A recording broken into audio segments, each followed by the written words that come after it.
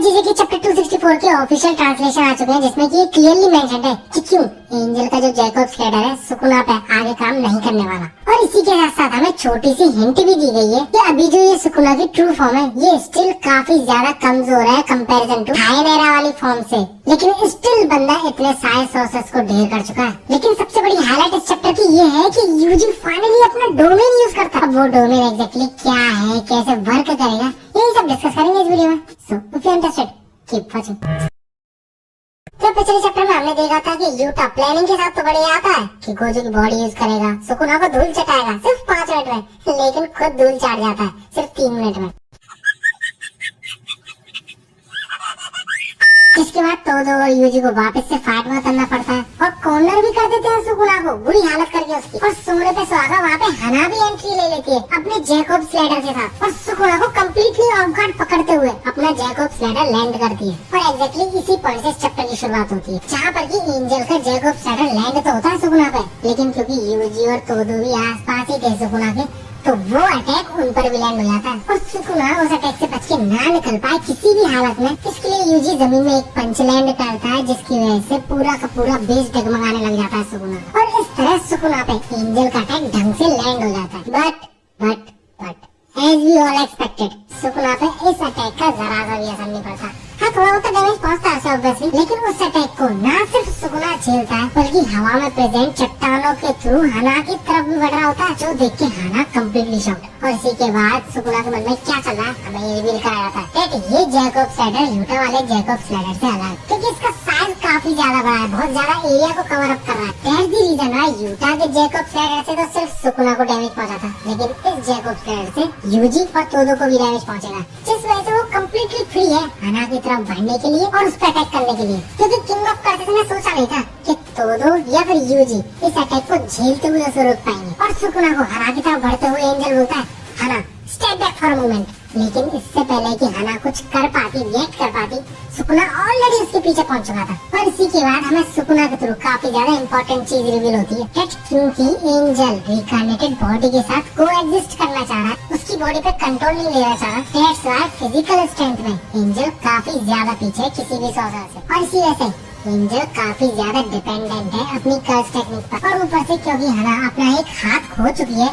तो वो curse technique भी काफी ज्यादा कमजोर हो चुकी है पहले से, जिस वजह से पिछला वाला जो जैकब्स लैडर था ना सुकुना पे यूज किया था हना ने, उससे काफी ज्यादा लेस पावरफुल है ये वाला जैकब्स लैडर। और इसी वजह से तो सुकुना ना सिर्फ इस अटैक को झेल पा रहा है बल्कि इसी अटैक में अपने काउंटर अटैक भी कर पा रहा है। लेकिन स्टिल है तो ये जैकब्स लैडर ही ना, तो इसलिए सुकुना ये मानता है कि अगर ज्यादा देर तक वो जैकब्स लैडर में रहा तो उसे मेगुमी की बॉडी से अलग होना पड़ेगा। और अलग होने का मीनिंग आई थिंक ये है कि सुकुना अपनी सारी उंगलियां उगल देगा, जिस वजह से मेगुमी वापस अपनी बॉडी पे कंट्रोल ले लेगा। लेकिन सुकुना ऐसा होने नहीं देगा, जिस वजह से वो हाना पे ब्लैक फ्लैश लैंड करने की कोशिश करता है। लेकिन तभी सरप्राइज एंट्री होती है अपने तोदो की। सही में इस बंदे को यार सरप्राइज एंट्री लेना काफी यार पसंद है। और ऐसी एंट्री लेने के साथ साथ जैकब्स लैडर झेलने के साथ साथ जब तोदो सुकुना का ब्लैक फ्लैश भी झेलता है तो सुकुना मान जाता है that this man is a true jutsu sorcerer।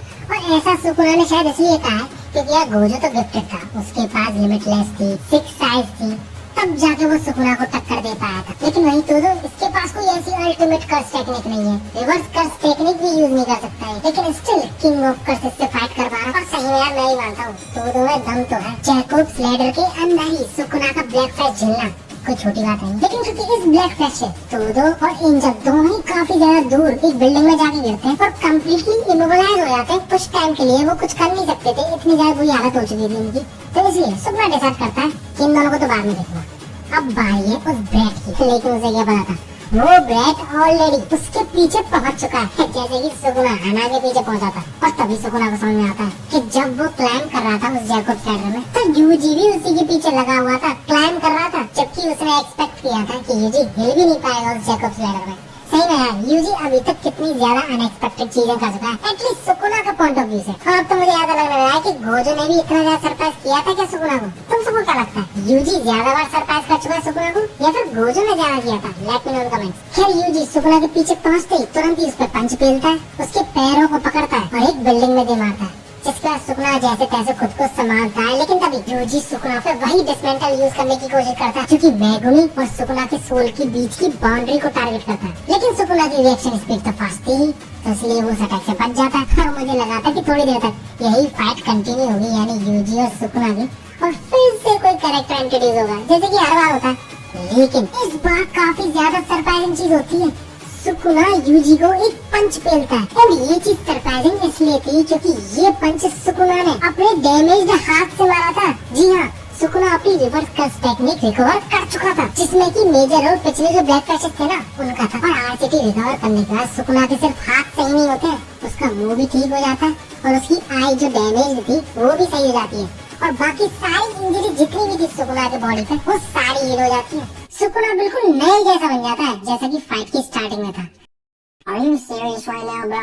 सही में यार, जितने भी सैक्रिफाइसेस हुए हैं इस फाइट में सुकुना को कमजोर करने के लिए, उसको हराने के लिए, वो सारे ऑलमोस्ट वेस्ट ही हो जाते, तुम ऐसा कह सकते हो। खैर इसके बाद जो सुकुना पेलता है यूजी को, क्योंकि अकेला बचा था फाइट करने के लिए सुकुना से वो, तो सुकुना उसके दोनों हाथों को पकड़ता है और बाकी दोनों हाथों से पंचेस पे पंचेस पेलता है, ये सोचते हुए कि अभी फिलहाल तो वो इस बैट को आसानी से संभाल लेंगे। तब तक जब तक उसकी जो बर्नआउट कर्स टेक्निक है डोमेन का यूज करने की वजह से जो यूजलेस हो चुकी है, वो वापस रिकवर नहीं हो जाता। And once it recovers, Sukuna इन सबको देख लेगा एक साथ। और दूसरी तरफ यूजी, उसका मेन मोटिव सुकुना को डैमेज पहुंचाना नहीं था, सिंपली उसका बैलेंस बिगाड़ के डिसमेंटल का यूज करना था उस पे, सो दैट वो मेगुनी की सोल और उसकी सोल को अलग कर सके। लेकिन सुकुना एक मौका नहीं देता यूजी को, वो उसके सारे अटैक से बचता है और काउंटर अटैक में हमेशा एक या दो पंच पेलता, क्योंकि सुकुना को पता तो है यूजी का वो अटैक कितना ज्यादा खतरनाक है। लेकिन उसे ये पता है कि जब तक यूजी उसे लैंड नहीं कर सकता उस पर क्या फायदा है इस अटैक का। तभी हमें अचानक से सुकुना की शॉकिंग आइज दिखाई जाती है। And just after that scene change होता है और हमें दिखाया था वही बहुत पुराना सीन, यानी फ्लैशबैक, जब गोजो ने यूजी को डोमेन्स के बारे में बताया था, जो से जब फाइट चल रही थी गोजो की। और सही में यार ये पैनल देखा था मैं समझ तो गया था कि यूजी डोमेन यूज करने वाला है, लेकिन मुझे लगा अभी नहीं होगा, शायद ये पैनल ऐसे ही लगाया, शायद अगले चैप्टर में हमें दिखाया है। लेकिन अगले ही पैनल में हम देखते हैं यूजी को डोमेन यूज करते हुए। और सबसे ज्यादा फोकस पता है इसमें किस चीज का कराया था कि डोमेन में जैसा भी अटैक तुम डिप्लॉय करते हो उसके 101% चांसेस होते हैं तुम्हारे अपोनेंट पे लैंड होने के, और यही चीज तो यूजी चाहता है, सिर्फ उसका अटैक सुकुना पे लैंड हो जाए। और हमें नरेटर के थ्रू ही पता चलता है कि कुसाकाबे के साथ स्विच ट्रेनिंग की वजह से यूजी को बेसिक्स तो पता चल गए बैरियर टेक्निक्स के, तो इसलिए वो अब डोमेन का यूज कर पा रहा है। और अगले ही पैनल में हम देखते हैं कि सुकुना अपनी यूजी वाली फॉर्म में पता नहीं कैसे, और यूजी उसके पास आ रहा है एक स्टेशन पे ये दोनों। एंड यूजी सुकुना से बोलता है alright let's get started Sukuna. अब कंफ्यूजिंग चीज काफी सारी है यार इस डोमेन में। फर्स्ट ऑफ ऑल यूजी बिल्कुल हील कैसे हो गया, सेकंड सुकुना ऐसी फॉर्म में कैसे आ गया यार बिना यूजी की बॉडी के, एंड थर्ड चीज ये स्टेशन ही क्यों।